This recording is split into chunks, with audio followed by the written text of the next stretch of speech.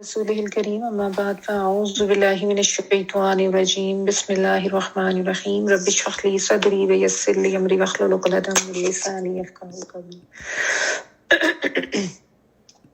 اللهم فقهنا في الدين اللهم فقهنا في الدين آمین یا رب العالمین۔ جی سورۃ النساء ہم سٹارٹ کر چکے ہیں اور اس کے بارے میں کچھ جو ڈیٹیلز میں نے آپ کو کل بتا دی کہ مدنی صورت ہے، یہ بھی غزوہ احد کے بعد نازل ہوئی ہے اور اس وقت جو سچویشن تھی کچھ اس کے لحاظ سے احکامات دیے گئے، اور ویسے بھی جو اس وقت اسلامی ریاست میں جو ریکوائرمنٹس اب بڑھ گئی تھیں معاشرتی لحاظ سے، تمدن کے لحاظ سے جو احکامات تھے وہ دیے گئے۔ اور جو پہلی آیت اس کی ہم نے کی تھی اس میں اللہ تعالیٰ نے تمام لوگوں کو یہ بتایا کہ تمام انسان جو ہے انسانی سطح پر ایک لحاظ سے برابر ہیں، سب کے ایک دوسرے کے اوپر حقوق آتے ہیں کیونکہ سب کو ایک جان سے یعنی حضرت آدم علیہ السلام سے پیدا کیا گیا، وہ ابو البشر ہیں، سب ان کی اولاد ہیں، تو اس لحاظ سے تو سب کے اوپر ہی ایک دوسرے کے کچھ ان جنرل تو حقوق سب کے اوپر ہی آتے ہیں اور سب ایک لحاظ سے برابر ہی ہیں، کسی کو اپنی خاندان پہ نسل پہ کوئی ایسا تفاخر نہیں ہونا چاہیے، اور سب کو ایک دوسرے کے ساتھ انسانیت کے ناطے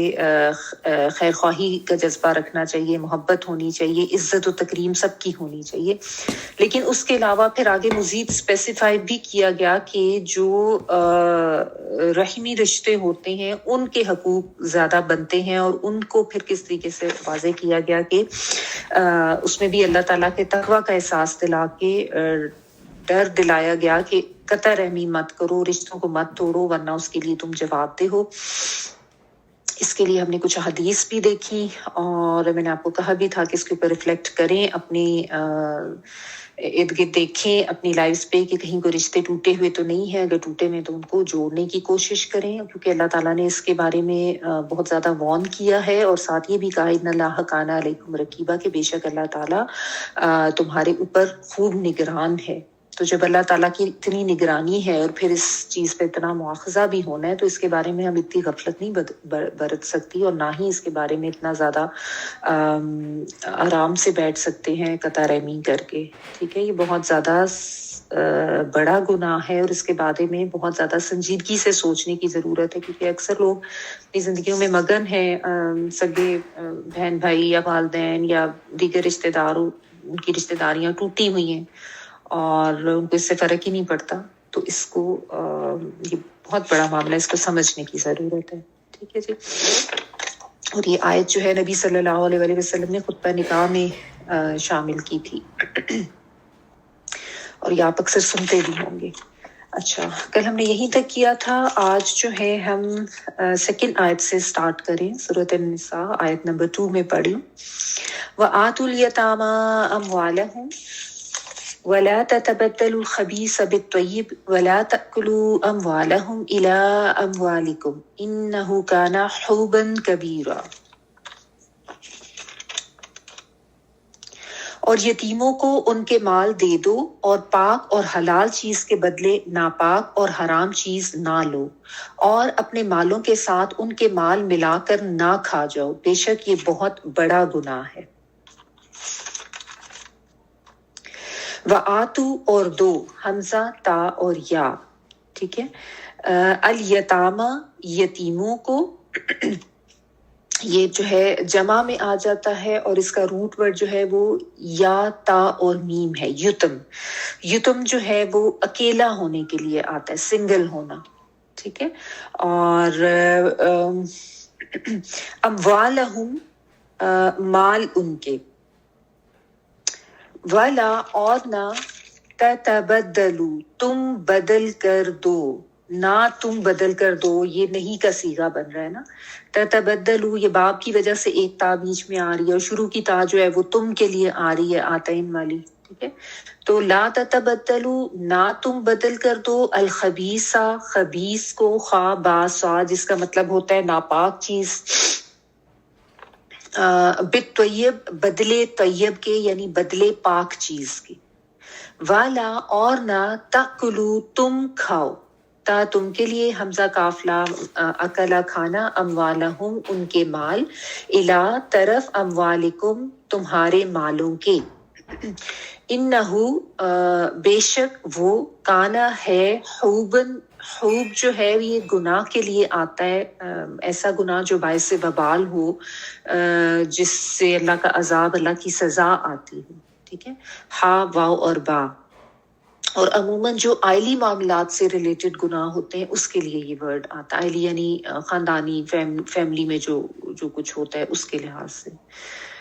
کبیرہ، کبیرہ جو ہے یہ بڑے کے لیے آتا ہے. تو خوبن کبیرہ یعنی بہت بڑا گناہ ہے، گناہ کی سنگینی کو جو ہے یہاں پہ واضح کرنے کے لیے یہ الفاظ آئے ہیں.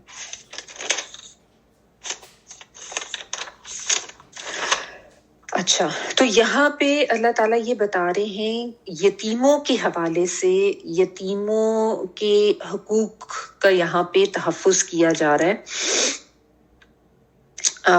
یتیم کون ہوتا ہے؟ یتیم وہ نابالغ بچہ جس کی بلوغت سے پہنچنے سے پہلے اس کا باپ جو ہے وہ فوت ہو جائے.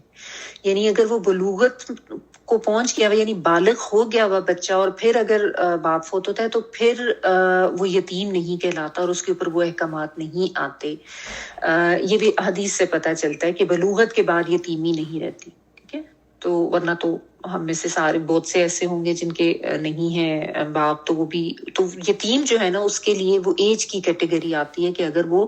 بالغ نہ ہو اور باپ فوت ہو جائے تو وہ یتیم کی کیٹیگری میں آتا ہے، اور اس پہ وہ سارے احکامات آتے ہیں. اور یتم جس طرح میں نے آپ کو بتایا نا اکیلا ہونے کے معنوں میں آتا ہے. در یتیم شاید آپ نے سنا، وہ جو سیپ کے اندر جو ایک موتی ہوتا ہے نا اس کے لیے بھی در یتیم آتا ہے، جو بڑا قیمتی بھی ہوتا ہے. نبی صلی اللہ علیہ وآلہ وسلم کی اسوہ پر کتاب بھی لکھی گئی ہے، اور آپ صلی اللہ علیہ وآلہ وسلم کو کچھ جو لکھنے والے ہیں وہ در یتیم کہہ کے بھی لکھا گیا ہے، کیونکہ آپ صلی اللہ علیہ وسلم بھی ایک ہی تھے نا، یعنی he was the only child. اور لیکن ظاہر بہت امپورٹنٹ اہم پرسنالٹی تھی. تو یہ ویسے ہی آپ کو بتا رہی ہوں کہ یہ آپ صلی اللہ علیہ وسلم کے لیے بھی لکھا جاتا ہے. بہرحال تو اب آپ کو پتہ ہے کہ یتیم جو ہیں وہ معاشرے کے کمزور لوگ ہوتے ہیں، یعنی جن کا کوئی مالی وارث نہیں ہوتا تھا. اور عرب کے معاشرے میں ان کے بہت حقوق پامال کیے جاتے تھے. بہت اس وقت میں جو ہے نا حقوق غصب کیے جاتے تھے، یتیموں کے اوپر ظلم کیا جاتا تھا، ان کا مال کھا لیا جاتا تھا. اور بظاہر تو یہی ہوتا تھا کہ وہ کوئی ان کا ولی بن جاتا، ان کی کفالت کر لیتا اور کفیل بن جاتا، لیکن یہ ہوتا تھا کہ اس کے بعد بہت زیادہ ان کے ساتھ زیادتی کی جاتی تھی. تو اسلام نے آ کے پھر اسپیشلی جو ہے نا ان یتیموں کے بھی حقوق واضح کیے، اور اس کے بارے میں بہت زیادہ لوگوں کو جو ہے وہ وارن کیا، اور ان کا مال کھانے کے اوپر بہت زیادہ وعید بتائی گئی ہے. ابھی اسی صورت میں آگے آپ آیت نمبر 10 ہے، اس میں آپ پڑھیں گے کہ یتیم کا مال کھانے والا جو ہے وہ اپنے پیٹوں میں آگ بھر رہے ہیں، یعنی جو بھی ایسا کام کرتے ہیں. اگر مجھے آیت مل جاتی ہے تو یہ آیت نمبر 10 ہے. ان الذین یأکلون اموال الیتامی ظلما انما یأکلون فی بطونہم نارا وسیصلون سعیرا. ٹھیک ہے، یعنی جو یتیم کا مال کھاتے ہیں ظلم سے، وہ اپنے پیٹوں میں آگ بھر رہی ہے، اور عنقریب وہ بھڑکتی ہوئی آگ میں داخل ہوں گے. آپ دیکھ لیں کتنی سخت اس کے اوپر جو ہے وہ وعید دی گئی ہے. اور اس کے علاوہ ایک نبی صلی اللہ علیہ وآلہ وسلم کی ایک حدیث کا بھی مفہوم آتا ہے کہ آپ صلی اللہ علیہ وآلہ وسلم نے فرمایا کہ مجھے معراج پر کچھ لوگ دکھائے گئے جن کے منہ اونٹوں کی طرح تھے، اور فرشتے ان کے جبڑے کھول کر ان کے منہ میں آگ کا گولا ڈالتے تھے جو ان کے منہ سے ہوتے ہوئے ان کے معدے تک جاتا تھا. جب آپ صلی اللہ علیہ وآلہ وسلم نے پوچھا تو آپ صلی اللہ علیہ وآلہ وسلم کو یہ بتایا گیا کہ یہ وہ لوگ ہیں جو یتیموں کا مال کھاتے تھے. ٹھیک ہے، تو بہت زیادہ اس کے اوپر سخت وعید ہے، لوگ اس چیز کو سمجھتے نہیں ہیں. اور یہ صرف اس زمانے میں نہیں تھا، آج بھی یہ ہوتا ہے کہ جب خاندان میں کوئی ایسا معاملہ ہو جاتا ہے اور کوئی کسی کا باپ جو فوت ہو جاتا ہے، تو پھر بجائے اس کے کہ ان کی کفالت کی جائے، ان کے ساتھ ہمدردی کی جائے اور ان کا خیال رکھا جائے، خیر خواہی کی جائے، الٹا اس طرح کے معاملات دیکھنے میں آتے ہیں کہ ان کا مال جو ہے وہ غصب کرنے کی کوشش کی جاتی ہے. تو یہاں پہ جو ہے نا یتیم کا جو بھی ولی یا سرپرست بن رہا ہے اس کو خطاب کر کے اس کو یہ سمجھایا جا رہا ہے کہ اس نے ایسا کوئی ظلم نہیں کرنا، اس کا مال جو ہے وہ نہیں کھانا، اور جب وہ وآتُ الیتامی اموالہم سے مراد یہ کہ ان کا مال ان کو دو، یعنی جو ان کا رائٹ ہے، جو ان کا حق ہے وہ تم نہیں کھا سکتے، وہ ان کو ادا کرو، اور تم ناپاک کو پاک سے مت بدلو، یا یہ کہ یعنی صحیح چیز کو غلط چیز سے نہ تبدیل کر دو۔ یہ کیسے ہو سکتا ہے؟ یہ اس طرح سے کہ فرض کریں جس طرح اب کفالت کی گئی ہے، اب وہ جو گھر جو ہے اس کو وائنڈ اپ کرنا ہے، تو فرض کریں اس کے اندر بہت سی چیزیں ہیں، کپڑے ہو سکتے ہیں، برتن ہو سکتے ہیں، گھر کا فرنیچر وغیرہ ہو سکتا ہے، تو اس میں اب جو کفیل ہے وہ یہ کرے کہ جو اچھی چیزیں ہیں وہ خود رکھ لے، خواہ کپڑے ہیں یا برتن ہیں یا جو بھی چیزیں، اور اس کی جگہ یتیم کے لیے جو ہے وہ باسی ردی خراب مال جو ہے وہ کر کے وہاں پہ رکھ دے، ٹھیک ہے نا۔ تو یا یہ کہ جب وہ یتیم جو ہے جب وہ جوان ہوا ہے، جب اس کو مال دینے کی نوبت آئی ہے، تو اس وقت ایسا کوئی معاملہ کیا جائے کہ لیتے ہوئے تو اچھی چیزیں لے لی تھی، اور اب جب دیتے ہوئے صرف خانہ پوری کرنے کے لیے یا صرف بس ایک جیسا کہتے ہیں نا کہ یعنی وہ مال پورا کرنے کے لیے، تو اس میں پھر ردی چیز دے دی جائے اور بیکار چیز دے دی جائے۔ تو آپ دیکھیں کتنا ایک یہ باریک سا نکتہ ہے، لیکن اللہ تعالیٰ نے اس کو بھی ایڈریس کیا اور اس کی طرف بھی دھیان دلایا کہ یہ بھی یتیم کے اوپر ظلم کرنے والی بات ہے کہ تم اس کے اچھی چیز کو اپنی مال کی کوئی گھٹیا چیزیں جو ہیں اس سے بدل دو اور اس کے مال میں وہ چیز رکھ دو، ٹھیک ہے۔ اور چاہے وہ چیز جو ہے مطلب یہ ایک تو ظاہری طور پر بھی ہے کہ وہ چیز بری ہوگی، خبیث ہوگی، یعنی ردی ہوگی یا بری کنڈیشن کی ہوگی، اور دوسرا یہ بھی کہ تمہاری نیت کی وجہ سے وہ چیز جو ہے وہ ناپاک ہوگی یا غلط ہوگی، یعنی اس جس نے یہ کام کیا ہے اس کے لحاظ سے، ٹھیک ہے نا۔ یعنی سب نے بتایا نا کہ خبیث جو ہے اس سے گھٹیا چیزیں اور طیب سے عمدہ چیزیں مراد ہیں۔ تو ایک تو یہ کہ ایسا نہ کرو کہ ان کے مال سے اچھی چیزیں لے لو اور محض گنتی پورا کرنے کے لیے بری چیزیں ان کے مال میں رکھ دو، ٹھیک ہے۔ تو اس طرح سے بدلا گیا مال جو ہے ہوتا ہے وہ پھر ظاہر ہے ویسے مال اٹ سیلف تو طیب ہے، مطلب اب کوئی کپڑا ہے یا کوئی برتن ہے، لیکن تمہاری اس بدنیتی کی وجہ سے اس میں ناپاکی داخل ہوگی اور اب وہ طیب نہیں رہا، یعنی تمہارے حق میں وہ اب ناپاک ہو گیا، خبیث ہو گیا، ٹھیک ہے۔ تو یہ اس طرح سے بھی، اور دوسری ایک ساتھ یہ بھی چیز بتائی گئی وَلَا تَأْكُلُوا أَمْوَالَهُمْ إِلَىٰ أَمْوَالِكُمْ، تم ان کے مال کو اپنے مال کے ساتھ ملا کر نہ کھاؤ، اس کو بھی منع کیا گیا ہے، ٹھیک ہے، unless and until کہ اس کا مقصد جو ہے وہ کوئی خیر خواہی ہو۔ اچھا، اس میں بھی آپ دیکھیں کہ یہ نہیں کہا گیا کہ مال نہ کھاؤ، مال ملا کر نہ کھاؤ اپنے مال کے ساتھ۔ یہ کیوں کہا گیا کہ ملا کر نہ کھاؤ؟ کیونکہ یہ بھی کیا جاتا ہے نا کہ مال جو ہوتا ہے یتیم کا اس کو اپنے ساتھ مکس کر لیا، فرض کریں جس طرح اس زمانے میں اگر کسی کے کوئی مویشی جانور ہوتے تھے ان کو مکس کر لیا، یا گھر کی کوئی چیزیں تھیں ان کو مکس کر لیا، یا ویسے مال کی صورت میں یعنی پیسوں کی صورت میں تھا تو اس کو بھی اپنے پیسوں کے ساتھ مکس کر لیا۔ اب اس میں ہوتا کیا ہے کہ جب اس طریقے سے مکس کرتی ہے تو اب تو کسی کو تو کوئی نہیں پتا چلتا نا کہ ایکچوئل مال یتیم کا کون سا تھا اور اس کو ملا لیا گیا، ٹھیک ہے۔ تو اس میں یہ کہ انسان دوسروں سے چھپ بھی گیا، ان کے سامنے اپنی نیک نامی بھی ظاہر کر لی، خود کو بڑا ہمدرد بھی ظاہر کر لیا، لیکن اندر اندر جو تھا اس کے مال کو اپنے مال کے ساتھ ملا لیا، تو ہے تو یہ بھی ظلم کے ہی مترادف، یہ بھی اس کا مال کھانے کے مترادف ہے، لیکن اس کو اسپیشلی یہاں پہ مینشن اس طریقے سے کر کے منع کیا گیا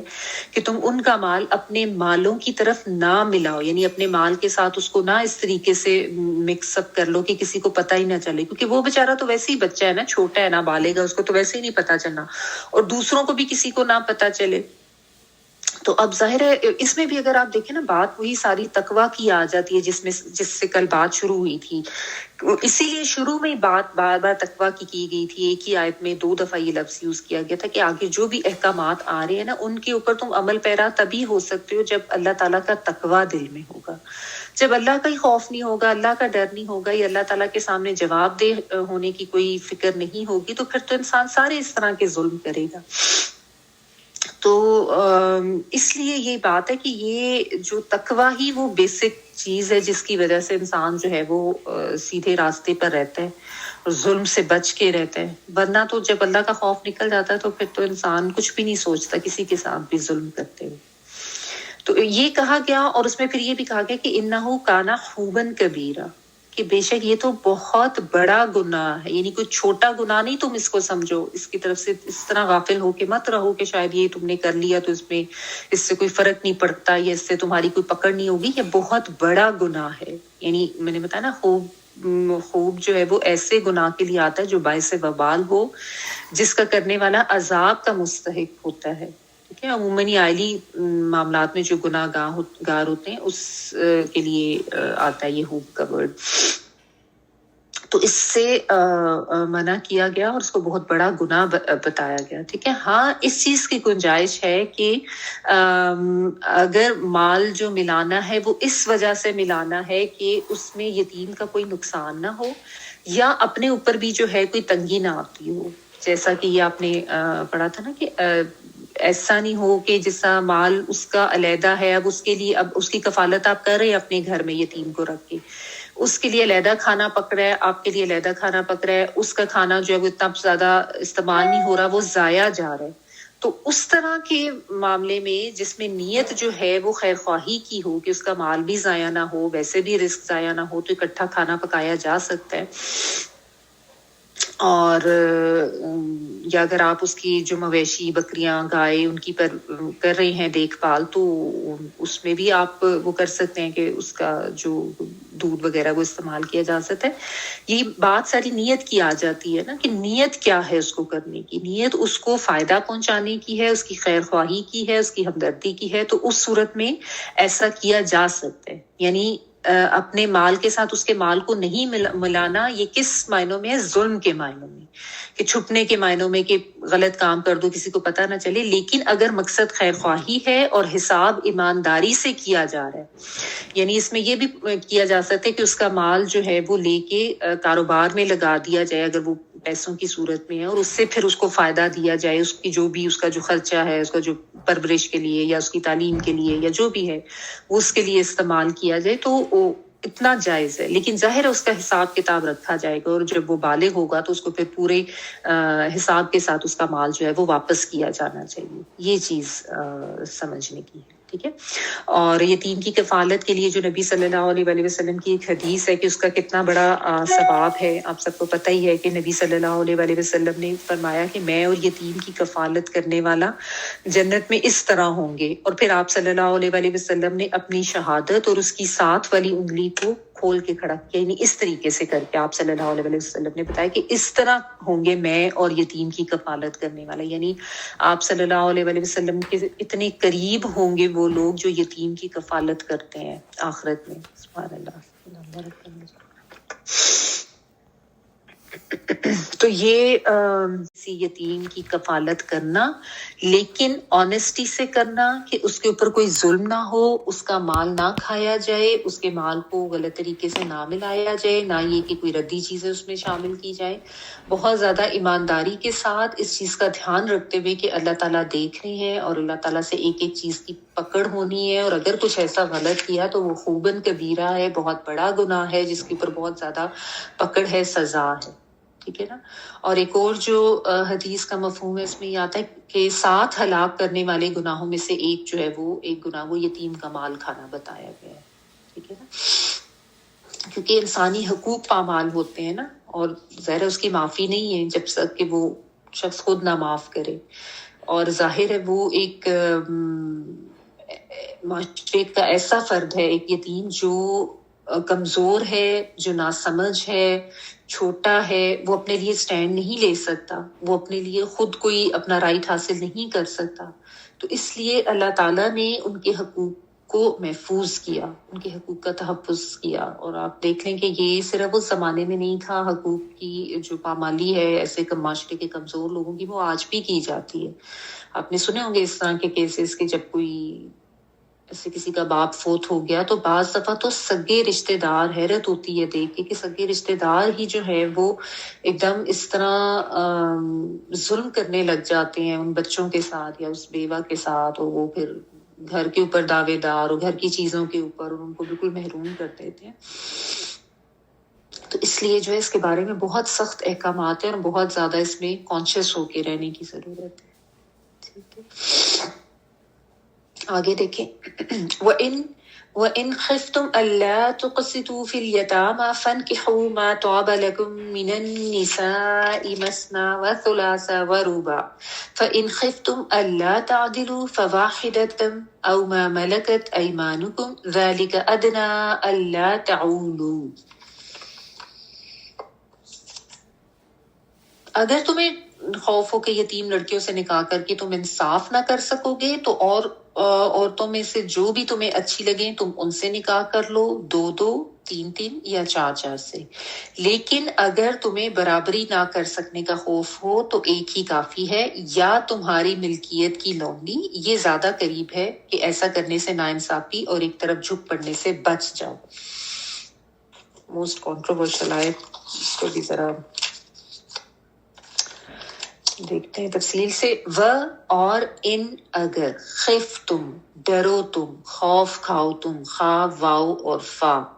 اللہ کے نہ تقسطو تم انصاف کر سکو گے یا تم عدل کر سکو گے، تا تم کے لیے، قاف سین توئیں جو ہے یہ عدل انصاف کے لیے یہ ورڈ آتا ہے، اللہ تعالیٰ کے ناموں میں بھی مقسطن آتا ہے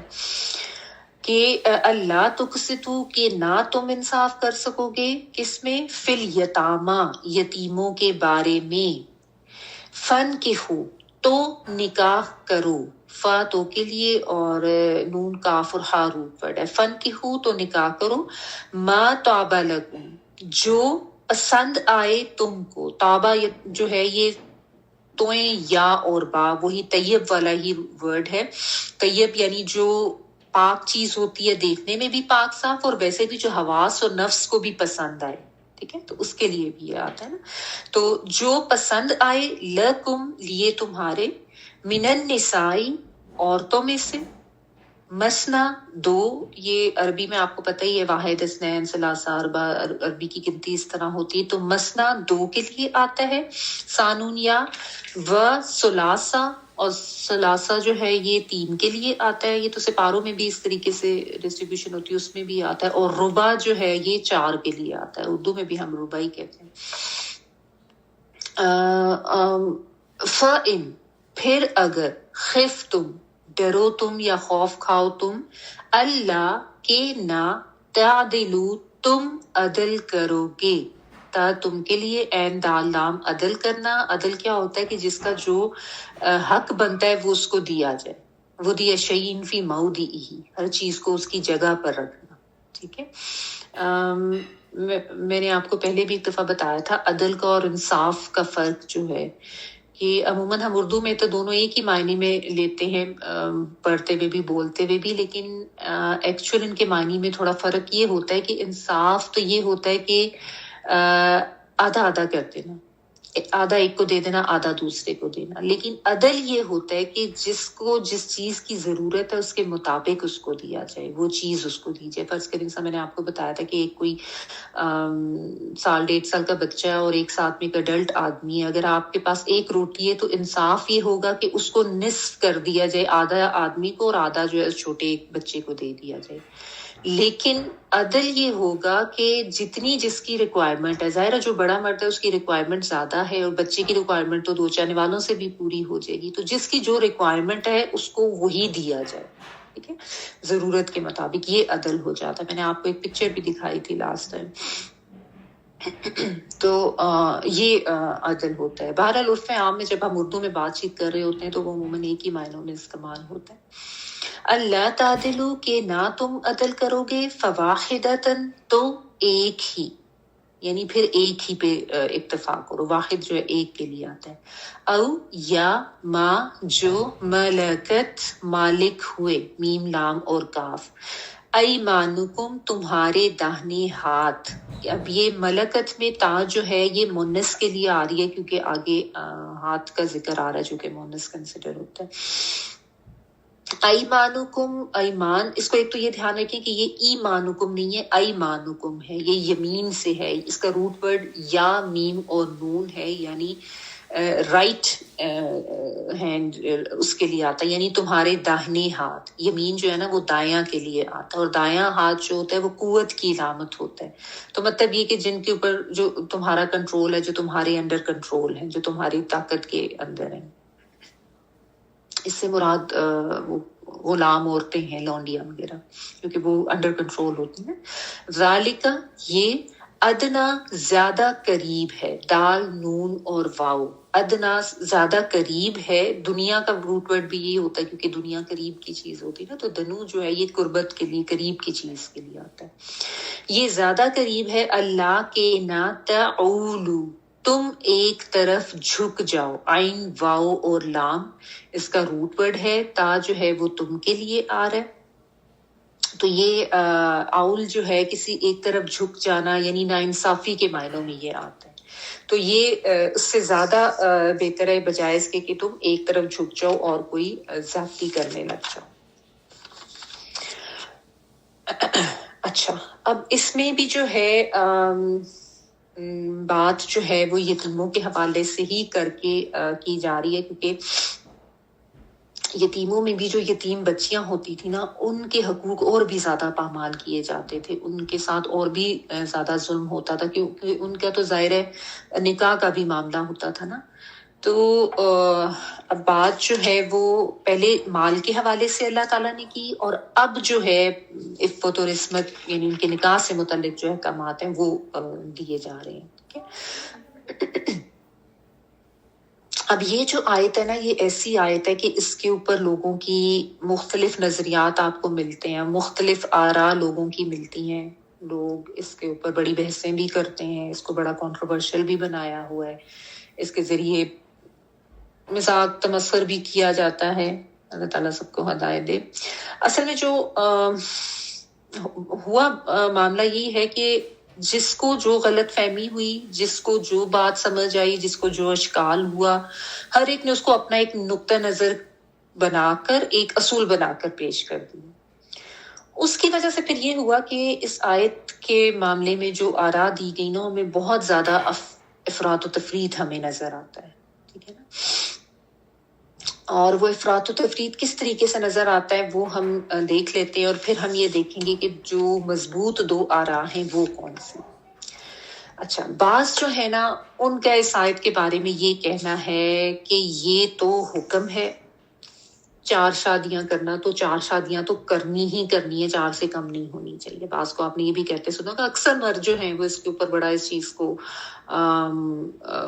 بولتے ہوئے اور اس کے اوپر دعوے کرتے ہوئے نظر آتے ہیں۔ اسلام میں 4 شادیوں کا حکم ہے، اسلام میں 4 شادیوں کا حکم ہے، بیوی کے اوپر بھی روب جما رہے ہوتے ہیں، یا ویسے بھی اس چیز کو جو ہے وہ بڑا فخریہ بیان کر رہے ہوتے ہیں۔ تو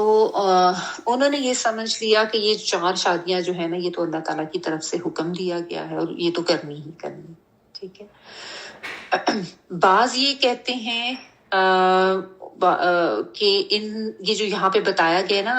مثنی و ثلاثہ و رباع، ان کا یہ کہنا ہے کہ اس کو اگر آپ ایڈ کریں 2 + 3 + 4 تو 9 بنتا ہے، وچ مینس کہ 9 تک کر سکتے ہیں۔ ٹھیک ہے، کیونکہ اس وقت نبی صلی اللہ علیہ وسلم کی بھی ازواج مطہرات جو ہیں ان کی تعداد 9 تھی، تو 9 تک کر سکتے ہیں۔ حالانکہ نبی صلی اللہ علیہ وسلم کے جو عقد زیادہ جو ہوئے تھے نکاح، ان کا معاملہ بالکل، اور وہ آپ صلی اللہ علیہ وسلم کے لیے خاص معاملہ تھا۔ کچھ چیزیں ایسی تھیں جو آپ صلی اللہ علیہ وسلم کے لیے خاص تھیں، وہ عام لوگوں کے لیے نہیں ہے۔ آپ نبی تھے، آپ امت کے امام تھے، آپ کے لیے کچھ چیزیں ایکسیپشنز تھیں جو عام لوگوں کے لیے نہیں۔ بہرحال بعض لوگوں نے اس سے یہ پلی لے لی۔ ٹھیک ہے، کچھ نے یہ کہہ دیا کہ کوئی حد ہے ہی نہیں نکاح کی، یہ تو بس محاورتاً کہا گیا ہے کہ 2 کر لو، 3 کر لو یا 4 کر لو، جیسا محاورتاً ہم کہتے ہیں نا 2 3 4، تو یہ اس طریقے سے کہا گیا ہے، کوئی حد نہیں ہے، جتنی مرضی کر لو. ٹھیک ہے. اچھا، بعض یہ کہتے ہیں کہ آگے یہ تو سارے افراد والی رائے تھی. بعض نے بالکل ہی تفرید پہ چلے گئے اور انہوں نے کہا کہ اسی صورت کی آگے جو آیت نمبر 129 آتی ہے نا، اس سے تو یہ پتہ چلتا ہے کہ تم چونکہ عدل کر ہی نہیں سکتے تو صرف ایک ہی بیوی رکھو، یعنی زیادہ کرو ہی نہ. سورۃ النساء کی آیت نمبر 129 جو ہے نا، اس میں اللہ تعالیٰ فرماتے ہیں وَلَن تَسْتَطِيعُوا أَن تَعْدِلُوا بَيْنَ النِّسَاءِ وَلَوْ حَرَصْتُمْ فَلَا تَمِيلُوا كُلَّ الْمَيْلِ فَتَذَرُوهَا كَالْمُعَلَّقَةِ، کہ اور تم ہرگز اس بات کی طاقت نہ رکھو گے کہ بیویوں کے درمیان انصاف کر سکو، اگرچہ تم اس کا استعمال کرو تو اتنا کرو کہ ایک کی طرف نہ جھک جاؤ کہ دوسری بیویوں کو بیچ میں لٹکا کے چھوڑ دو. ٹھیک ہے نا.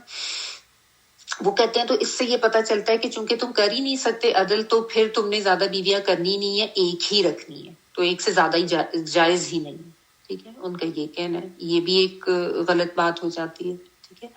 پھر آپ کو پتہ ہے کہ پاکستان کے آئین میں یہ شک شامل کر دی گئی کہ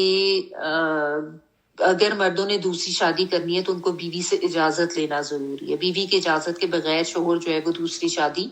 نہیں کر سکتا. ٹھیک ہے. یہ ساری جو ہے نا رائے اور یہ ساری جو مختلف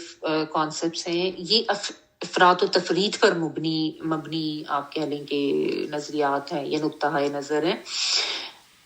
کہ ایک طرف کوئی یہ کہہ رہا ہے کہ اجازت ہی کوئی نہیں، کر ہی نہیں سکتے، دوسری طرف کوئی یہ کہہ رہا ہے کہ حد ہی کوئی نہیں، جتنی بھی کر لو، اور کوئی یہ کہہ رہا ہے ان کو ایڈ کر کے کر لو، کوئی یہ کہہ رہے ہیں کہ یہ حکم ہے، کرنا ہی کرنا ہے. اصل میں بات یہ ہے کہ جن لوگوں نے تو قرآن مجید کو نبی صلی اللہ علیہ وسلم کے فرامین، آپ صلی اللہ علیہ وسلم کی احادیث، آپ کا جو طرز عمل اور صحابہ کرام کے طرز عمل کے ساتھ دیکھا ہے نا، وہ تو اس کو صحیح سمجھے. لیکن جنہوں نے محض قرآن مجید کو لغت کے اعتبار سے دیکھا یا بس سیاق و سباق کے حوالے سے دیکھا، جو احادیث کو اتنی اہمیت نہیں دیتے، یا نبی صلی اللہ علیہ وسلم نے جو کچھ کر کے بتایا یا کسی کو اس کی تلقین کی، اس کو اتنی اہمیت نہیں دیتے کہ وہ سب تو اس زمانے کے لیے تھا، احادیث کی کوئی اہمیت نہیں ہے اور ان کی اوتھینٹسٹی کوئی کنفرم نہیں. اس طرح کے لوگوں کے کانسیپٹس ہیں نا، منکر حدیث بھی ہیں، اور صحابہ کرام کے طرز عمل کو بھی وہ اتنی کوئی امپورٹنس نہیں دیتے. تو ان لوگوں کو یہ سارے اشکال ہوئے اور ان کے طرف سے جو ہے نا یہ غلط قسم کے کانسیپٹس آتے ہیں. ٹھیک ہے. اصل بات یہ ہے کہ قرآن مجید کو اور اس کی آیات کو سمجھنے کے لیے یہ ضروری ہے کہ نبی صلی اللہ علیہ وسلم نے ان معاملات میں کیا کہا، کیا بتایا گیا، اور اس کے بعد جو یا تو ازواج مطہرات سے کیا چیز ہمارے تک آگے پہنچی، یا پھر صحابہ کرام جو ہیں ان کا طرز عمل کیا رہا، ان کے اقوال کیا ہیں، ان سب کو لے کے اس کی روشنی میں جب آپ قرآن مجید کو سمجھتے ہیں نا، تو پھر ہی اس کا صحیح فہم آتا ہے انسان کو، اور صحیح سمجھ آتا ہے. کیونکہ اگر اسلام میں اجازت ہی نہ ہوتی زیادہ نکاح کی، تو یہ بات کیوں کہی جاتی کہ 2 3 یا 4 کر لو. ٹھیک ہے. اور پھر یہ کہ یہ جو فن کی خو ہے، اگرچہ امر کا سیغہ ہے، لیکن یہ کوئی مطلقاً حکم نہیں دیا جا رہا، کیونکہ اس کو مشروط کیا گیا ہے کچھ چیزوں کے ساتھ. اور آگے آیت نمبر 129 میں بھی جو کہا گیا نا، وہ اس کا مطلب یہ نہیں ہے کہ تم کرو ہی نہ، وہ تو صرف یہ بتایا جا رہا ہے کہ تم چاہ کے بھی انسان کو اس کی لمیٹیشنز بتائی جا رہی ہیں کہ 100% عدل نہیں کر سکتے، کیونکہ ظاہر بہت سے فیکٹرز اس میں انوالو ہو جاتے ہیں. عورتوں کی پرسنالٹیز ڈفرینٹ ہوتی ہیں، فطری طور پر مرد کا میلان کسی ایک کی طرف ہو سکتا ہے، کسی ایک کی طرف نہیں ہو سکتا. یعنی جو انصاف یا مساوات کرنی ہے، اس میں فطری جو میلان یا رجحان ہے اس کے اوپر کوئی پکڑ نہیں ہے. وہ تو جو دیکھنے میں جو چیزیں ہیں کہ نان نفقہ برابر ہو یا باری کے لحاظ سے برابری ہو، اس کے اوپر وہ چیزیں آتی ہیں. ٹھیک ہے. اچھا، تو اس میں جو زیادہ جو پھر جو مضبوط رائے ہیں، جس کے اوپر جو زیادہ جو جمہور علماء اور جو مفسرین جنہوں نے اس کے اوپر جو اس چیز کا اجماع ہے، وہ یہی ہے، جو کہ ایک تو حضرت عائشہ رضی اللہ تعالیٰ عنہ کے اقوال ہیں، اور اس کے علاوہ پھر حضرت ابن عباس رضی اللہ تعالیٰ عنہ کا قول ہے. اس کی روشنی میں جب ہم اس کو دیکھیں تو یہ صحیح سمجھ آتی ہے اس آیت کا مطلب. اور ایک بات تو یہی ہے کہ مردوں کو 4 تک نکاح کرنے کی رخصت ہے، اس کی اجازت ہے، اس کے اوپر کسی کو کوئی اعتراض نہیں ہے، ٹھیک ہے، اور نہ ہونا چاہیے۔ حضرت عائشہ رضی اللہ تعالیٰ عنہ جو ہیں انہوں نے اس کو ان کا ایک قول ایک تو یہ ملتا ہے کہ عرب، چونکہ آپ کو جیسا میں نے بتایا کہ اس وقت عرب کے معاشرے میں بہت زیادہ حق تلفیاں ہوتی تھیں یتیم بچوں کے ساتھ، اور اس میں بھی سب سے زیادہ یتیم لڑکیوں کے ساتھ ہوتی تھی، کیونکہ ظاہر ہے ان کے ساتھ نکاح وغیرہ کا معاملہ آ جاتا، اور بالخصوص جب وہ مالدار ہوتی یا مال میں جو ولی ہے اس کے ساتھ وہ ترکے میں شامل ہوتی، حصہ ہوتا ان کا، تو اس میں اور بھی زیادہ پھر ظلم ان کے ساتھ ہوتا تھا۔ تو ایک تو ان کا قول یہ ملتا ہے کہ جس طرح ایک کسی کوئی یتیم بچی سے اس کا جو بھی کفیل تھا اس نے اس وجہ سے نکاح کر لیا کیونکہ وہ بچی جو تھی ایک کھجور کے درخت کی مالکہ تھی اور اس میں وہ حصے دار بھی تھی اس کے ساتھ، تو اس وجہ سے کر لیا۔ اور ایک قول یہ بھی ملتا ہے کہ ان کے جو بھانجے حضرت عائشہ رضی اللہ تعالیٰ عنہ کے عروہ بن زبیر رضی اللہ عنہ، انہوں نے ایک دفعہ پوچھا حضرت عائشہ رضی اللہ تعالیٰ عنہ سے کہ اس آیت کا کیا مطلب ہے، تو انہوں نے فرمایا کہ اس کا مطلب یہ ہے کہ ایک ولی کی سرپرستی میں کوئی یتیم لڑکی ہو جو اس کے ترکے میں حصے دار بھی ہو، ٹھیک ہے، اور مال و جمال کے لحاظ سے بھی وہ اس ولی کو پسند آئے، تو وہ اس سے شادی کر لے لیکن اس کا مہر نہ دے، یا مہر اس کا کم دے، یعنی جتنا دوسرے لوگ دیتے ہیں اس سے بہت زیادہ کم دے، کیونکہ یہ بہت زیادہ ہوتا تھا نا نکاح کے وقت جو مہر دینا ہوتا تو اس پہ بہت ڈنڈی ماری جاتی تھی۔ تو یہ انہوں نے بتایا کہ وہ پھر اس یتیم لڑکی سے نکاح نہ کرے، یعنی اگر تو وہ سارے حقوق صحیح طریقے سے ادا کر سکتا ہے تو وہ نکاح کر سکتا ہے، ورنہ وہ اس کے علاوہ جو عورتیں ہیں ان سے نکاح کرے جو بھی اس کو پسند آتی ہیں، اور 4 تک ایسی بیویوں کی اجازت دی گئی۔ یہ صحیح بخاری میں حضرت عائشہ رضی اللہ تعالیٰ عنہ سے روایت ہے یہ کہ اگر کوئی اس طریقے کا معاملہ کر رہا ہے کہ اس کی کفالت میں کوئی یتیم بچی ہے اور اس کو پسند تو ہے لیکن وہ اس سے نکاح تو کر رہا ہے بٹ مہر نہیں دے رہا اس کا صحیح طریقے سے یا کم دے رہا ہے، تو ظاہر ہے اس بچی کے ساتھ زیادتی ہو رہی ہے، تو وہ پھر یہ نہ کرے، وہ کہیں اور شادی کرے،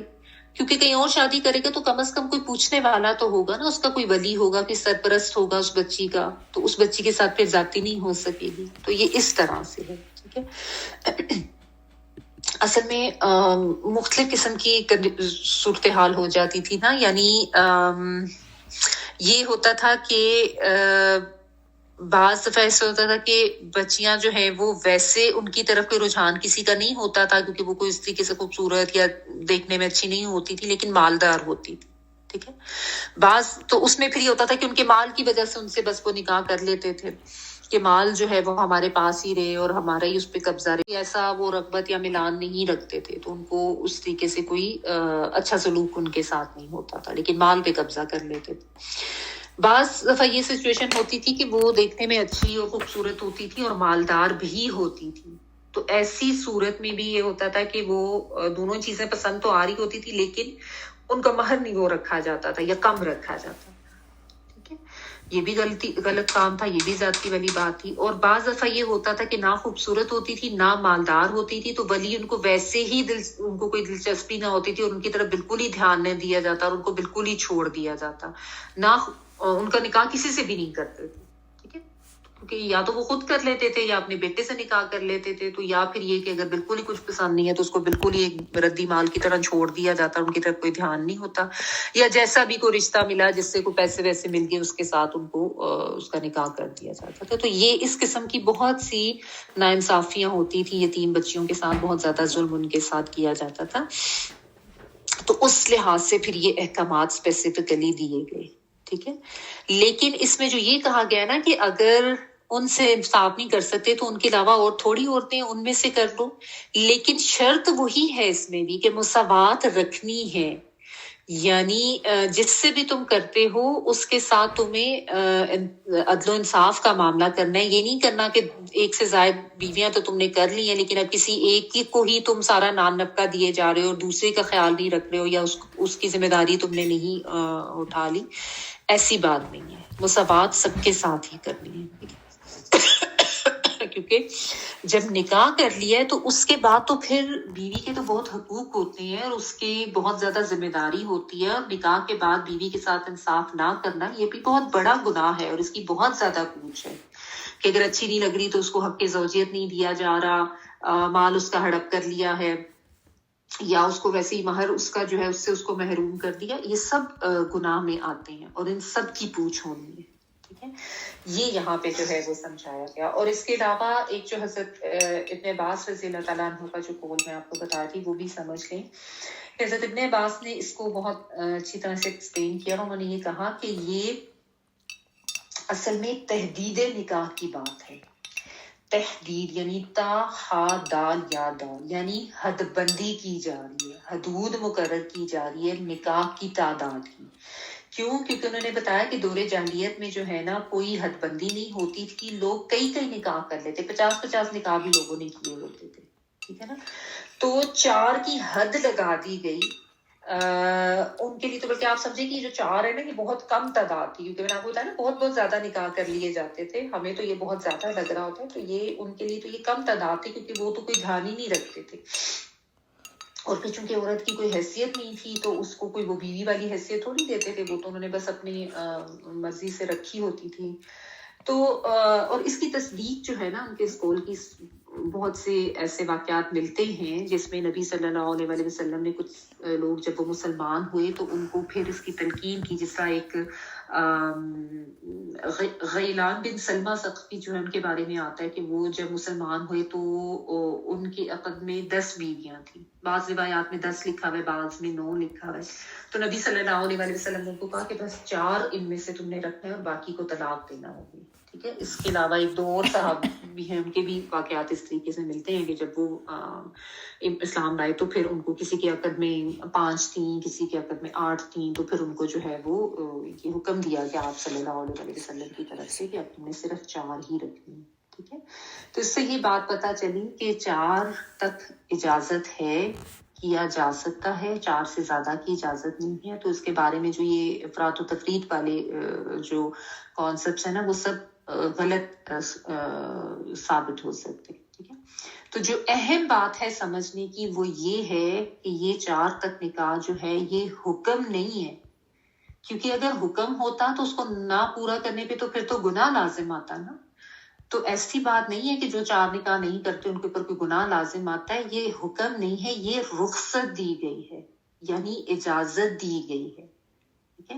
یعنی چاہتے ہیں تو کر لیں، کیا جا سکتا ہے، نہ کرنے پر گناہ نہیں ہے. یہ نقطہ بس سمجھنے کی ضرورت ہے. ٹھیک ہے نا، تو آئندہ سے اگر کوئی اس قسم کے دعوے کرتا ہوا نظر آئے نا تو اس کو ذرا سمجھا دینا چاہیے کہ جو کہہ رہے ہوتے ہیں نا کہ حکم ہے، حکم ہے، حکم نہیں ہے. یہ بات ہی غلط ہے. کہاں لکھا ہوا ہے حکم ہے؟ حکم نہیں ہے. حکم ہوتا تو پھر تو سب کو کرنا پڑتا. تو یہ اجازت ہے، رخصت ہے. ایک تو یہ بات سمجھ لیں. لیکن پھر اس کے آگے ایک چیز یہ بھی سمجھ لینی چاہیے، کیونکہ پھر عورتوں کو بھی اس کے اوپر اعتراض ہوتا ہے نا کہ جی کیوں اجازت دی گئی ہے، کیوں ان کو یہ رخصت دی گئی، اگر رخصت بھی ہے تو کیوں دی گئی. تو دیکھیں اس میں سب سے پہلی بات تو یہ سمجھنے کی ہے کہ سب سے زیادہ حکیم جو اللہ تعالیٰ کی ذات ہے، اس سے زیادہ بڑھ کے کوئی نہیں سمجھ سکتا اس کے فیصلوں کی حکمت، اور اس سے زیادہ بڑھ کے حکیمانہ فیصلے کسی کے ہو نہیں سکتے. سب سے پہلے تو اس چیز کے اوپر یقین کر لینا ضروری ہے نا. کیوں؟ کیونکہ اللہ تعالیٰ ہمارے خالق ہے نا. اللہ تعالیٰ نے ہی دونوں جنسوں کو پیدا کیا، مردوں کو بھی اور عورتوں کو بھی. تو جس نے پیدا کیا ہے وہ زیادہ بہترین طریقے سے سمجھتا ہے کہ اس کی جو مخلوق ہے اس کی کیا کیا ریکوائرمنٹس ہیں، اور اس ریکوائرمنٹس کے تحت ان کو کیا کیا احکامات دیے جانے چاہیے، کہاں کہاں پہ کوئی رخصت دینی چاہیے اور کیوں دینی چاہیے. ٹھیک ہے نا، تو اس کے اوپر اعتراض نہیں کیا جا سکتا. کوئی عورت اس کے اوپر اعتراض نہ کرے کہ یہ اللہ تعالیٰ نے کیوں کہہ دیا کہ 4 نکاح جو ہے وہ کیے جانے چاہیے. اس میں آپ دیکھیں کہ مختلف اس کی حکمتیں نظر آتی ہیں نا. ایک تو اگر آپ اس اسپیسیفک ٹائم کے لحاظ سے دیکھیں جس میں نے آپ کو یہ بتایا کہ جو غزوہ احد کے بعد چونکہ سچویشن ایسی ہو گئی تھی، بہت سے صحابہ 70 صحابہ شہید ہوئے، ان کی بیوائیں بھی تھیں، ان میں سے آگے جوان بچیاں بھی تھیں. تو یہ احکامات اس وقت کے ایک حل کے طور پر بھی آئے، لیکن جس طرح بعض لوگ یہ کہتے ہیں کہ یہ صرف اسی طرح کی کنڈیشن کے لیے احکامات ہیں، یہ بھی غلط کانسیپٹ ہے کہ ابھی آج کوئی جنگ ہوگی اور یتیم اور بیوہ ہوں گے تو پھر یہ حکم ہوگا، ایسی بات بھی نہیں ہے، کیونکہ کیا جنگ نہ ہو تو اس کے بغیر کیا معاشرے میں یتیم اور بیوائیں نہیں ہوتی؟ بالکل ہوتی ہیں۔ تو یہ جو اجازت دی گئی ہے یہ تو ہر طرح کی سچویشن میں ہے، کسی طرح کی بھی سچویشن ہے جو بھی اسلامی معاشرہ ہے اس میں اس چیز کی اجازت دی گئی، ٹھیک ہے؟ کیونکہ اس میں دیکھیں نا، ایک تو آپ سب کو یہ پتا ہوگا کہ عمومی طور پر اگر ریشیو دیکھی جائے مرد اور عورتوں کی تعداد کی تو اس تناسب میں بھی عورتوں کی تعداد جو ہے وہ زیادہ ہے۔ جو فیٹس میں بھی جو بچے جو بیبی بوائز ہوتے ہیں ان کی شرح موات زیادہ ہوتی ہے، اور ویسے بھی تعداد جب اگر آپ ایڈلٹس میں بھی دیکھیں تو عورتوں کی زیادہ ہے، ٹھیک ہے نا؟ اس کے علاوہ دیکھیں کہ مرد جو ہے نا ان میں عموماً یہ جو جنسی جو خواہشات ہیں یہ زیادہ ہوتی ہیں عورت کی نسبت، ٹھیک ہے، اسپیشلی جب وہ جوان ہوتے ہیں۔ تو اب اگر فرض کریں کسی میں یہ خواہش ہے اور زیادہ ہے، اور بعض تو اپنے اوپر کنٹرول کر لیتے ہیں، بعض نہیں بھی کر سکتے۔ اب عورتیں جو ہیں انہوں نے تو مختلف حالات سے گزرنا ہوتا ہے، ان کو پیریڈز بھی ہوتے ہیں اور ان کو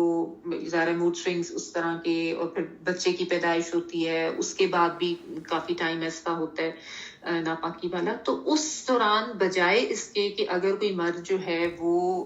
اس کی خواہش ایسی ہے اور وہ جا کے اس کو غلط طریقے سے پورا کر رہا ہے، کوئی زنا کر رہا ہے، بدکاری کر رہا ہے، تو اس کی بجائے یہ طریقہ رکھا گیا کہ کوئی اور نکاح کر لے پراپر طریقے سے، جو شرعی طریقہ ہے وہ کر لے اور اپنی اس ضرورت کو پورا کر لے، ٹھیک ہے نا؟ اصل میں جو یہ جو مغرب زدہ جو ذہنیت ہے نا، ان کا یہ خیال ہے کہ نہیں یہ بات ہی غلط ہے اور یہ ہونا ہی نہیں چاہیے۔ تو آپ ان معاشروں میں، مغرب کا جو معاشرہ ہے ان میں آپ دیکھیں کہ پھر ہو کیا رہا ہوتا ہے کہ وہ یہی ہو رہا ہوتا ہے کہ نہ ہی ذمہ داری لو، وہ اس میں ویڈنگ یا ویڈ لاک میں آتے ہی نہیں ہے، وہ اس کے بغیر ہی سب کچھ کر لیتے ہیں، کیونکہ ان کو پتا ہوتا ہے کہ اگر شادی کر لی تو اس کے بعد تو اتنی زیادہ پھر اوپر رولز اینڈ ریگولیشن آ جائیں گے کہ اگر نہ بنی آپس میں تو پھر تو مال بھی آدھا آدھا اور گھر بھی آدھا آدھا، اور اس قسم کی بہت سی ان کے اوپر ذمہ داری ہے۔ تو وہ کہتے ہیں کہ اس کے بغیر ہی، یعنی وہی جو ایک زنا والا معاملہ ہے وہ رکھو تاکہ کوئی ذمہ داری اٹھانا ہی نہ پڑے۔ اسلام اس چیز کا راستہ بند کرتا ہے، اور اس میں اگر دیکھا جائے تو جو عورتیں اس کے اوپر اعتراض کرتی ہیں ان کو سمجھنا چاہیے کہ اصل میں تو عورتوں کے حقوق کا تحفظ کیا جا رہا ہے، کہ اگر عورت کے ساتھ جسمانی تعلق رکھنا ہے تو نکاح کر کے رکھو، تاکہ نکاح کرنے سے جو مرد کے اوپر ذمہ داریاں آتی ہیں وہ ان کو پورا کریں، اور نکاح کرنے سے ایک بیوی کے جو ڈیو رائٹس ہوتے ہیں وہ اس کو بھی رائٹس وہ ملیں، اس کے وہ رائٹس ادا کیے جائیں، بنسبت اس کے کہ بغیر نکاح کے زنا بدکاری کی جائے اور اس میں پھر نہ تو وہ جو بیوی ہے اس کے حقوق ادا کیے جائیں، یا اس کے نتیجے میں پھر جو اولاد پیدا ہو رہی ہے اس کو بھی ایسے ہی چھوڑ دیا جائے، اس کے بھی کوئی حقوق نہ پوری کیے جائیں۔ تو یہ تو ایک آپ کہہ لیں کہ اللہ تعالیٰ نے اس بے راہ روی سے بچنے کا بہت اچھا طریقہ دیا ہے تاکہ عورت کا استحصال نہ ہو اور اس سے آگے جو اولاد پیدا ہو رہی ہے اس کا بھی استحصال نہ ہو۔ تو یہ تو ایک طرح کا تحفظ کیا جا رہا ہے رائٹس کا، جس کو لوگ چونکہ اس کی حکمت کو نہیں سمجھتے تو اس کے اوپر پھر اعتراضات کرتے ہیں۔ پھر آپ یہ دیکھیں بعض دفعہ کوئی عورت ایسی بھی تو ہو سکتی ہے نا جس کو کوئی ایسی بیماری ہو سکتی ہے، کوئی ایسی پرابلم اس کے ساتھ ہو سکتی ہے کہ وہ مرد کی ضرورت کو پورا نہ کر سکے، یا پھر بعض دفعہ وہ اولاد پیدا کرنے کے قابل نہیں ہوتی عورت جو ہے، تو ایسی صورت میں بھی مرد کو اجازت دی گئی ہے کہ وہ اگر چاہے تو اور نکاح کر لے، کیونکہ اولاد تو سب کی خواہش ہوتی ہے اور یہ کوئی ایسی ناجائز خواہش نہیں ہے۔ صرف جو مشروط کیا گیا نا اس کو، وہ مساوات سے کیا گیا کہ اگر ایک سے زیادہ نکاح کرنے ہیں تو بس تم نے یہ دھیان رکھنا ہے کہ کسی ایک کے ساتھ زیادتی نہ ہو، کسی ایک کے ساتھ تم ظلم نہ کرو، سب کے حقوق جو ہیں وہ صحیح طریقے سے ادا کیے جانے ہیں، یعنی سب کو باری جو تم نے دینی ہے وہ بھی برابر کی ہو، وقت سب کو برابر کا دو، جو مال و دولت دے رہے ہو یا کوئی تحفے تحائف دے رہے ہو وہ سب تمہارے جو ہیں وہ برابر کے ہونے چاہیے۔ باقی اگر کسی کا کوئی قلبی رجحان یا میلان جو ہے دل کا وہ کسی ایک کی طرف زیادہ ہے تو اس کے اوپر کوئی مواخذہ نہیں ہے. اور اس میں سب کو پتہ ہے کہ نبی صلی اللہ علیہ وآلہ وسلم جو ہیں ان کو حضرت عائشہ رضی اللہ تعالیٰ عنہا سے جو محبت تھی، جو پیار تھا، وہ ایک الگ طرح کا تھا. اور آپ صلی اللہ علیہ وآلہ وسلم اللہ تعالیٰ سے یہ دعا بھی کرتے تھے کہ جو میرے اختیار میں ہے اس پہ تو میں ہر طرح کی مساوات کرتا ہوں، لیکن جس چیز پہ میرا اختیار نہیں ہے، جو میرا قلبی رجحان ہے، اس پہ تو مجھے معاف فرمانا. کیونکہ ظاہر ہے مطلب یہ تو ایک ایسی چیز ہے نا جو آپ کہہ لیں کہ غیر اختیاری کوئی اگر کسی کا کوئی ایسا رجحان ہے، جیسا آپ صلی اللہ علیہ وسلم کو حضرت عائشہ رضی اللہ تعالیٰ عنہ سے زیادہ محبت تھی، تو اس کے اوپر کوئی ایسا مواخذہ نہیں ہے. باقی آپ صلی اللہ علیہ وسلم نان نفقہ اور وقت دینا، ان سب میں تو آپ صلی اللہ علیہ وسلم بہت زیادہ مساوات بالکل ایک جیسا رکھتے. ٹھیک ہے، تو یہ چیز ہے. تو جو چیزیں انسان کے اختیار ہیں، ان اختیاری معاملات پر ہی انسان کا مواخذہ ہونا ہے، اسی پہ حساب ہونا ہے. جو غیر اختیاری معاملات ہیں اس پہ مواخذہ یا حساب نہیں ہونا. تو اختیاری معاملات کے لحاظ سے مساوات رکھنی ہے اور کر سکتے ہیں تو پھر وہ کر لیں. پھر آپ دیکھیں اس کی ایک حکمت یہ بھی ہے نا کہ اگر ایک ہی نکاح کا حکم ہو اور کہا جائے کہ اس سے زیادہ نہیں ہے، اس سے زیادہ کو منع کیا جائے قانونی طور پر، تو پھر جس نے دوسرا نکاح کرنا ہوتا ہے وہ پھر کیا کرتا ہے؟ وہ پہلی بیوی کو طلاق دے اور پھر اس کے بعد دوسری کرے. تو اس میں بھی آپ دیکھیں عورتوں کے اوپر ہی ظلم ہو رہا ہے نا، کہ ان کو اس اللہ تعالیٰ کی جو ایک طرف سے جو رخصت دی گئی ہے اور اس میں جو پھر فائدہ ہے اس کو نہیں اٹھایا جا رہا، اس کو ایک غیر فطری شکل دی جا رہی ہے کہ نہیں، اگر بیوی سے نہیں پوچھا تو نکاح ہو نہیں سکتا، اور پھر اس میں جو ہے پھر وہ ظاہر ہے پہلی بیوی کو طلاق دے کے پھر دوسری کریں گے، تو وہ بھی ظاہر ہے ایک غلط چیز ہو جاتی ہے. پھر یہ کہ بعض مرد ویسے ہی فطرتاً جو ہے وہ تنوع پسند ہوتے ہیں کہ وہ ایک سے زیادہ پسند کرتے ہیں، تو ان کی اس فطرت کی بھی اللہ تعالیٰ نے رعایت کی ہے نا، کہ وہ شرعی حدود میں رہتے ہوئے اپنی فطرت کا جو تقاضا ہے اس کو پورا کر لیں، بجائے اس کے کہ ان کی فطرت میں ایک یہ چیز ہے لیکن وہ چھپ چھپ کے غلط کام کر رہے ہیں، بدکاری کر رہے ہیں، زنا کر رہے ہیں. تو اللہ تعالیٰ نے ان کی اس فطرت کی بھی رعایت کی ہے، کہ ظاہر ہے اللہ تعالیٰ خالق ہیں، اللہ تعالیٰ سے زیادہ بہتر کوئی نہیں سمجھ سکتا اپنی مخلوق کی جو ریکوائرمنٹس ہیں اس کو. اللہ تعالیٰ کے احکامات جو ہے نا وہ فرد واحد کے لیے نہیں ہوتے، بلکہ اجتماعی طور پر ہوتے ہیں، معاشرے کی فلاح و بہبود کے لیے ہوتے ہیں، اور اس میں کسی ایک کو مد نظر رکھ کے احکامات نہیں دیے جاتے. ایک بڑے لیول پر دیکھا جاتا ہے کہ اس کے نہ کرنے سے غلط اثرات کیا ہوں گے. لیکن اس میں پھر یہ بھی ہے کہ خفیہ شادی کی گنجائش نہیں ہے. اگر نکاح کرنا ہے تو علل اعلان کرنا ہے، اعلانیہ طور پر کیا جائے گا، تاکہ وہ جو بیوی ہے اس کا سب کو پتہ چلے اور اس کے رائٹس اس کو ملے. پھر اس میں آپ دیکھیں بعض دفعہ عورتوں کی طرف سے جو بہت ہی ناسمجھی کی بات عورتیں کرتی ہیں، وہی بات ہے کہ شیطان غلط غلط چیزیں سجھاتا ہے نا، کہ اگر مرد کو 4 شادیوں کی اجازت ہے تو عورت کو 4 شادیوں کی اجازت کیوں نہیں ہے؟ بات تو کر دیتی ہیں لیکن اس کی سنگینی کی طرف نہیں سوچتی. کہ خود عورت اپنے آپ کو ذرا اس طرف رکھ کے سوچے نا کہ 4 مرد اگر عورت کے ساتھ ہوں، کس کی وہ ضرورت پوری کرے گی اور کس کی نہیں کرے گی؟ کیا اتنی ہمت ہوتی ہے عورت میں؟ اور پھر حسب نسب کا بھی دیکھیں، اس میں کتنا زیادہ معاملہ خراب ہونے کا احتمال ہوتا ہے، کیونکہ مرد تو 4 بیویاں رکھ لیں، حسب نسب تو ایک ہی رہے گا. اور اسلام میں جو ہے نا نسب کی بہت زیادہ اہمیت ہے، کہ پتہ ہونا چاہیے کس کا باپ کون ہے. تو جب اس طریقے کا معاملہ ہوگا تو پتہ ہی نہیں چلے گا کہ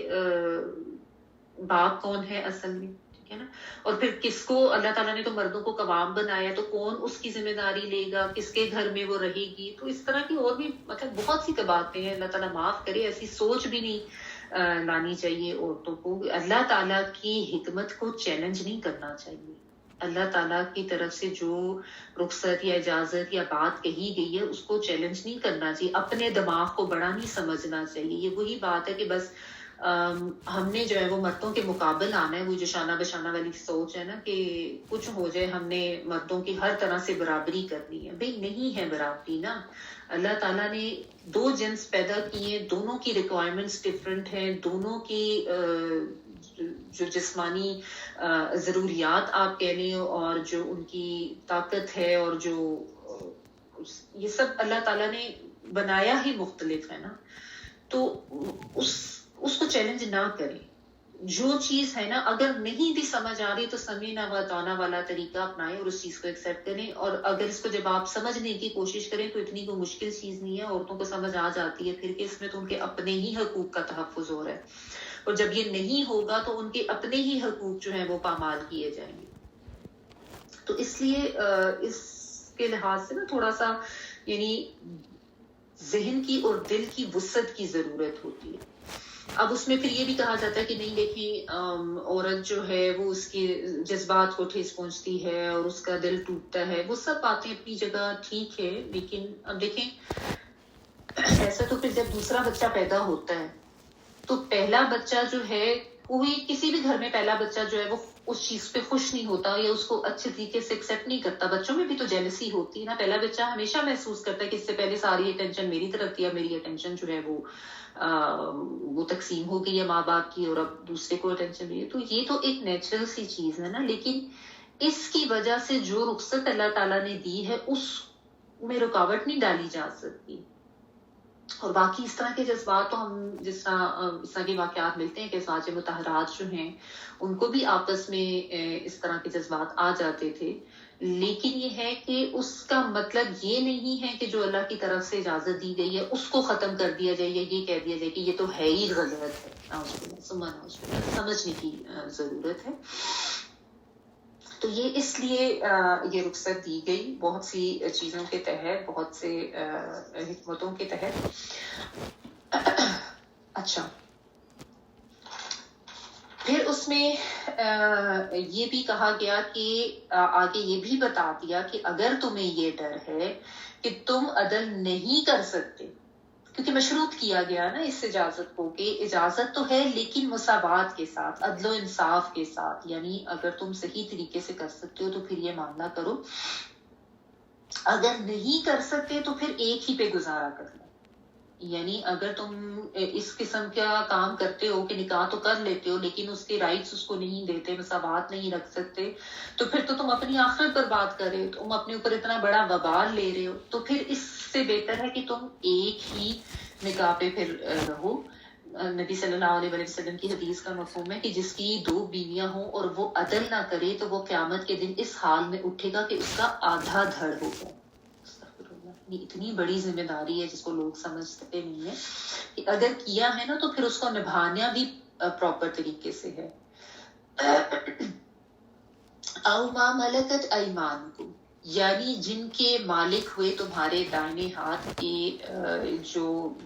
غلام عورتیں وغیرہ جو ہوتی تھی, یا پھر تم ان سے جو ہے وہ تمتع کر لو, ان سے وہ اپنی ضرورت پوری کر لو,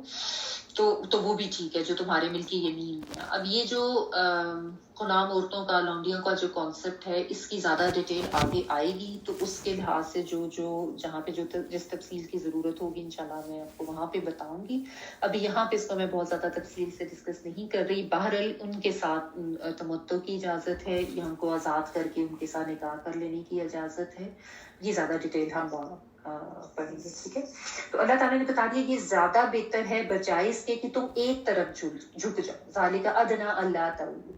یعنی اگر نہیں انصاف کر سکتے, نہیں مساوات کر سکتے, تو پھر بہتر یہ ہے کہ ایک ہی طرف رہو بجائے اس کے کہ تم نے 2-3 نکاح تو کر لیے لیکن اس کے بعد تمہارا جھکاؤ جو ہے وہ ایک ہی کی طرف زیادہ ہے, باقیوں کو تم نے بالکل چھوڑ دیا ہے, ان کے ساتھ تم انصاف نہیں کر رہے, ان کے تم حقوق نہیں دے رہے, تو تم اپنے لیے وبال سر پہ ڈال رہے ہو. یعنی سمجھنے کی بات یہ کہ نکاح زیادہ کرنے کی مرد کو اجازت تو دی گئی ہے, 4 تک وہ کر سکتا ہے, لیکن شرط کیا ہے؟ مساوات, عدل و انصاف. اس کے بغیر یہ بہت ضروری ہے. یعنی نکاح کے بعد پھر مساوات اور عدل و انصاف بہت زیادہ لازم و ملزوم ہو جاتا ہے, اور نہ کرنے پہ پھر اس کا بہت زیادہ وبال, بلکہ اللہ تعالیٰ کی طرف سے بہت پکڑ ہے, سزا ہے. یہ چیز سمجھنے کی ضرورت ہے. اچھا, بیچ میں ایک جو چیز ہے نا, فن کی خوب ماں تاب لکم, تھوڑا اس کو بھی دیکھ لیتے ہیں کہ نکاح کر لو جو پسند آئے تم. یہاں سے جو ہے نا نکاح میں پسند کا جواز نکل رہا ہے, یہ بھی تھوڑا سمجھنے کی ضرورت ہے. یعنی نکاح کے لیے پسند کی رخصت موجود ہے, تاکہ آپس میں رغبت ہو, کوئی میلان ہو, کیونکہ یہ بھی ضروری ہوتا ہے نا نکاح کے لیے, آپس میں کوئی دلوں میں رغبت ہونی چاہیے, یعنی جبر سے نہیں کیا جا سکتا, کیونکہ جب جبرن کیا جائے گا تو پھر تو حقوق ہی نہیں پورے کیے جائیں گے نا. تو اور یہ لڑکے لڑکی دونوں کے لیے اجازت ہے ہمارے دین میں, جس کو ہمارے یہاں اہم سمجھا ہی نہیں جاتا. عموماً لڑکیوں کو تو لالا کے پیش کر کے دکھا دیا جاتا ہے, لیکن لڑکی کو لڑکا دکھانے کی طرف جو ہے نا وہ دھیان نہیں دیا جاتا, یا اس کی بات کو اہمیت نہیں دی جاتی, یا اس کی طرف اس چیز کا اس کو اتنا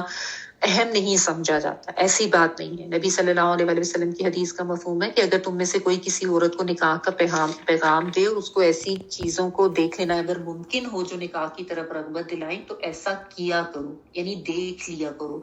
جس سے نکاح میں رغبت ہو, دلی جو ہے وہ ملان بھی اس طرف ہو. ایک صحابی کے بارے میں بھی آتا ہے کہ انہوں نے آپ صلی اللہ علیہ وسلم کو بتایا کہ میں نے فلاں عورت کو نکاح کا پیغام بھیجا ہے. تو آپ صلی اللہ علیہ وسلم نے پوچھا کہ کیا تم نے اس کو دیکھ لیا؟ تو انہوں نے کہا کہ نہیں. تو آپ صلی اللہ علیہ وسلم نے کہا کہ اس کو دیکھ لو, کیونکہ اس سے دونوں میں محبت اور موافقت پیدا ہو سکتی ہے, جو کہ نکاح کے لیے زیادہ بہتر ہے. مسند احمد کی حدیث ہے. تو یعنی دیکھ لینا جائز بھی ہے, دیکھ لینا چاہیے. آپس میں اگر وہ ملاقات بھی کر رہے ہیں تو اس میں کوئی حرج نہیں ہے, لیکن اس میں بس یہ دھیان رکھا جانا چاہیے کہ چھپی دوستیاں نہیں ہونی چاہیے, کہ کوئی غلط راستے پہ چل پڑے, ٹھیک ہے نا. اس کی اجازت نہیں ہے, یعنی جبرن شادی تو نہیں ہے, لیکن اس طرح کی چھپی دوستیاں یا وہ بھی کرنے کا نہیں ہے. ایک اچھے طریقے سے ماں باپ کی بھی رضا اس میں ہو, اولاد کی بھی رضا اس میں ہو, کیونکہ یہ اتنا اہم معاملہ ہوتا ہے کہ اس میں یہ نہیں ہو سکتا کہ بالکل جو ہے وہ, یعنی آپ یا تو یہ کہ بعض دفعہ اولاد یہ کرنا شروع کر دیتی ہے کہ وہ ماں باپ کے ساتھ بہت زیادہ بد اخلاقی شروع کر دیتی ہیں, لیکن ماں باپ جو ہوتے ہیں ان کے پاس بھی تجربہ ہوتا ہے اور وہ بھی اس چیز کو بہتر سمجھتے ہیں, اور ماں باپ کو بھی اس چیز کا دھیان رکھنا چاہیے کہ نکاح ایک ایسی چیز ہے جس میں لڑکے لڑکی کی دونوں کی رضامندی ہونا ضروری ہے. تو اگر آپس میں مل کے اور ایک دوسرے سے بات چیت کر کے اس بات کو کرنا چاہتے ہیں تو اس پہ ان کو روکنا نہیں چاہیے, ٹھیک ہے. یعنی ما تابا لکم کی رخصت ہے, لیکن حدود الہی میں رہتے ہوئے, ٹھیک ہے.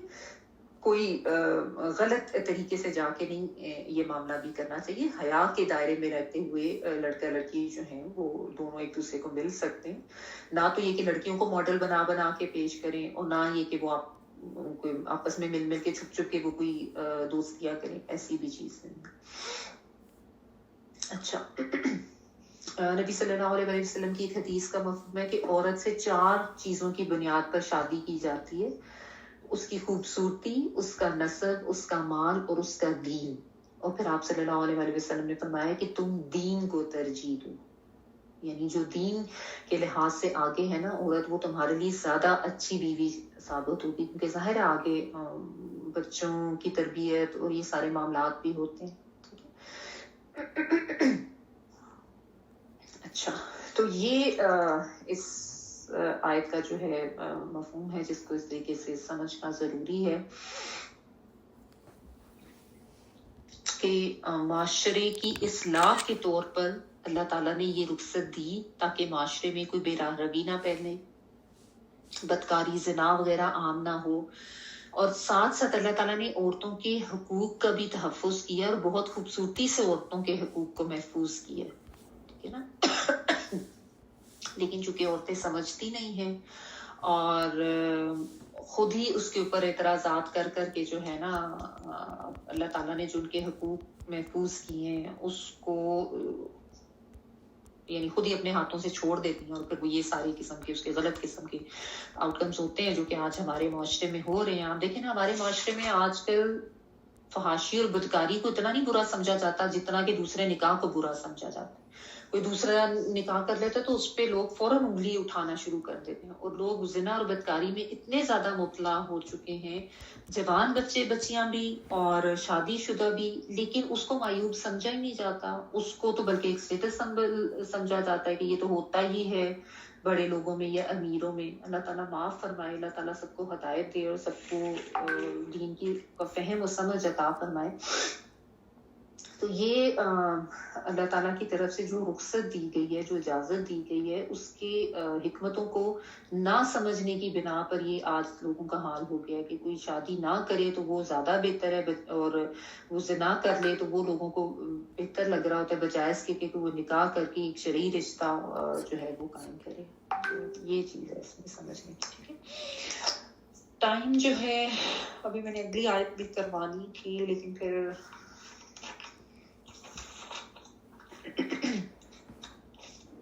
اگلی آیت جو ہے نا وہ عورتوں کے مہر ادا کرنے کے معاملے میں ہے کہ ان کو ان کا مہر جو ہے وہ صحیح طریقے سے دینا چاہیے، لیکن اس کی بھی ڈیٹیلز کافی زیادہ ہیں اور 5-7 منٹ میں ہو نہیں سکتی. میں جلدیوں میں کرانا نہیں چاہ رہی ہوں کہ اس آیت کی بھی بہت سی تفصیلات ہیں سمجھنے والی. تو کوئی بات نہیں، آج ہم اتنا ہی رکھتے ہیں، ہمیں بھاگنے ڈھونڈنے کی ضرورت نہیں ہے، ہمیں بیسک مقصد تو ہمارا ان کو سمجھنا ہے. تو ابھی ہم بس اس کی تلاوت سن لیتے ہیں اور انشاءاللہ اس کو نیکسٹ ویک سے پھر ہم کنٹینیو کریں گے. ٹھیک ہے جی، پلیز تلاوت آن کر. تتبدلوا الخبيث بالطيب ولا تأكلوا أموالهم إلى أموالكم إنه كان حوبا كبيرا وإن خفتم ألا تقسطوا في اليتامى فانكحوا ما طاب لكم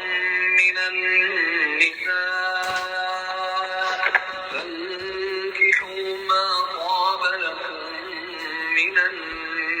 النساء مثنى وثلاث ورباع فإن خفتم ألا تعدلوا فواحدة أو ما ملكت أيمانكم ذلك أدنى ألا تعولوا. جزاک اللہ خیرا کثیرا.